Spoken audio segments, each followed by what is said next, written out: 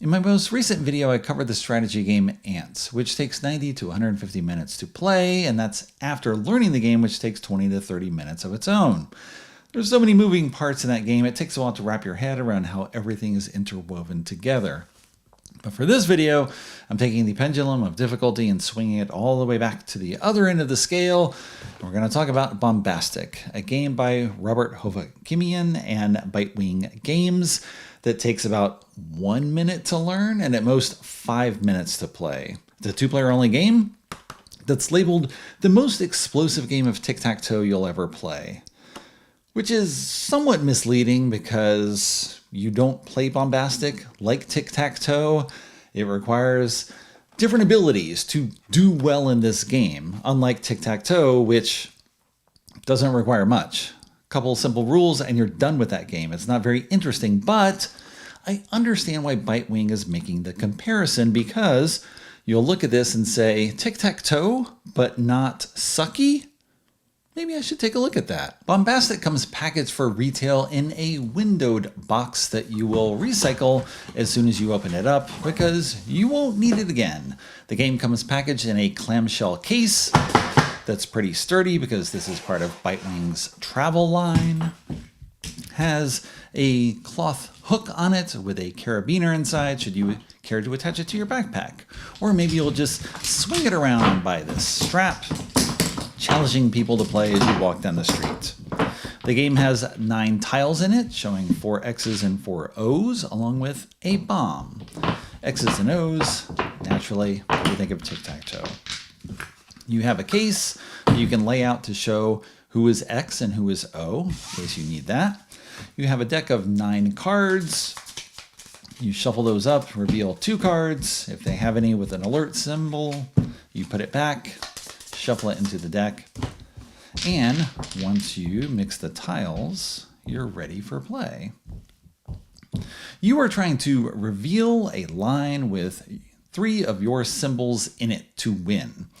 And on a turn, you're going to take one of 2 actions. You can go for it. Just reveal 3 tiles. And if they're all your symbol, you win. If you reveal the bomb, you lose. That was an entire game right there. That was it. 1 turn.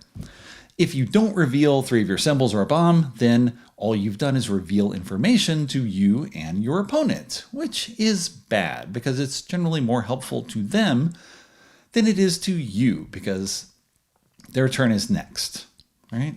You see this, well, you know 4 X's and 2 O's are in here. Maybe they just go for it on their turn, although of course they just won. Now they would win again if I hadn't blown up at that point. Well, set up again for another game. Game number 2. This game can be incredibly quick. Played with one person where I taught it to them. They turned over a line, they won. That whole game was 15 seconds, just like I demonstrated here. So, on a turn, go for it, or choose one of the 2 action cards and carry it out. For example, I can show 3 and then secretly arrange them. So, you see what the tiles are, and now I'm going to shuffle them. I know what they are. And there you go. Okay. You have some information, but now I've messed with that information. So there's a memory element to this game. There's bluffing as well. You can try to imagine how I've laid things out here. Peek at 1. Swap any 2s, may swap another 2. So you can look at one of these and hope you reveal the X. If you reveal an O, well, Monty Hall style, you know where it is and with more certainty, although not absolute certainty. Or you can just look at something else. Or peek at 2 and then swap one of those 2 with one you didn't peek at. So maybe you look at these 2. And then you swap one of those. All right? You would know this is the bomb, but I would not know. You know that's an X. You know this is O or X. You don't know exactly, but probably more likely an O.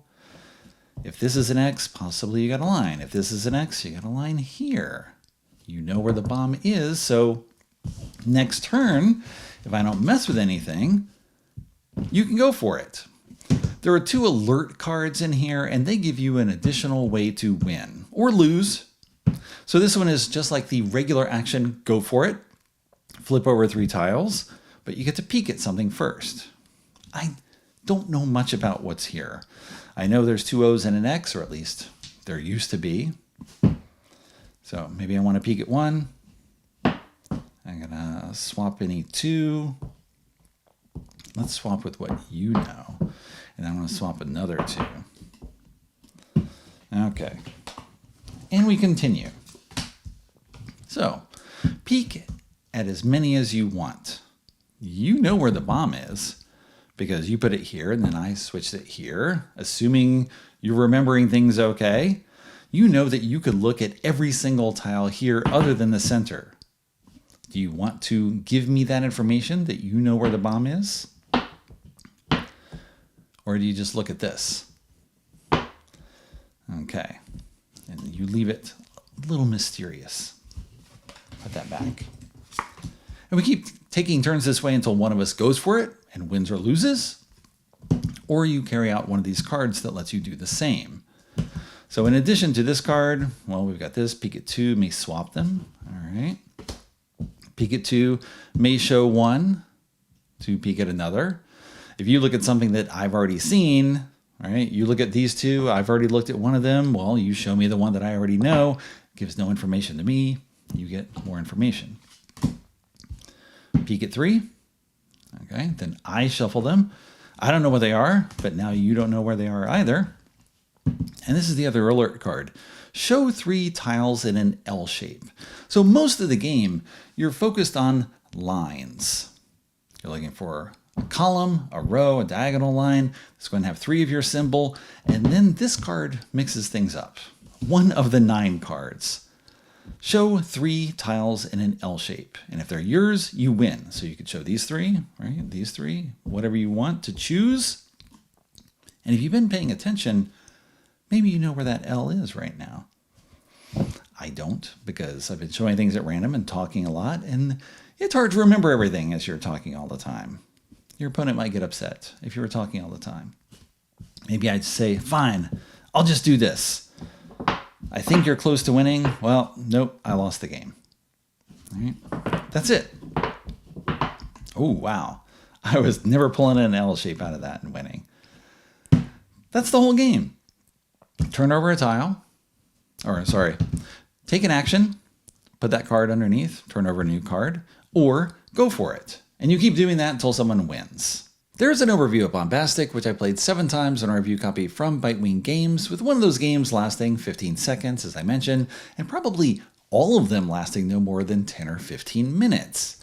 This is a very fast game, primarily because there's not much to it, but also there's an inevitability to the gameplay in that I get information about tiles, you get information, and we'll try to mess with one another, swap things around, maybe a little bluffing going on. But at a certain point, it makes sense to go for it, because I might think you're going to win on your turn based on what I've showed or you've showed in the past. You're putting everything together. I can try to remember what you know in addition to what I know to make that judgment. And maybe I have to go for it first just to try to beat you to the punch. Or of course, maybe you reveal something on your turn that lets me know exactly which tiles I need to flip in order to win. Very concise. There's not much to it. And of course, that's by design. This is meant to be an extremely quick game with few rules. It is meant to be compared to tic-tac-toe, but it plays out in a more interesting way. Because of course, you can hardly get less interesting than tic-tac-toe. It's a game that you learn and then you discard. It's a game to teach children rules to the game and give them some idea of how to think strategically, or tactically rather. But then they learn that it can be tied all the time and they discard it. And here you have a game that looks similar to tic-tac-toe. It's got the structure, the 3x3 grid, it's got X's and O's, you're trying to make a line. All of that is similar, but the actual gameplay is not. And it's much more interesting, of course, than tic-tac-toe. It's not a lot of depth to it. You've seen pretty much all that there is to the game, but it plays really quickly and is fun because it gives a little challenge. And you might want to play best of 3, best of 5, something like that, so that you can play up the elements of the game. I did this in the last game. Am I bluffing if I do the exact same thing in the next game? Right? Am I laying things out so that I'm trying to hide something or make you turn over a bomb? How is that working out? So you can play on that a little by playing multiple games in a row. But however you do it, the games are still going to be very quick. That's what this is supposed to be, and it works really well, right? It's giving what it promises to give. A tic-tac-toe-like game with more to it that is far more interesting. So that's it. That's all there is to say about the game, other than you can put this on your finger and swing it around. Boom.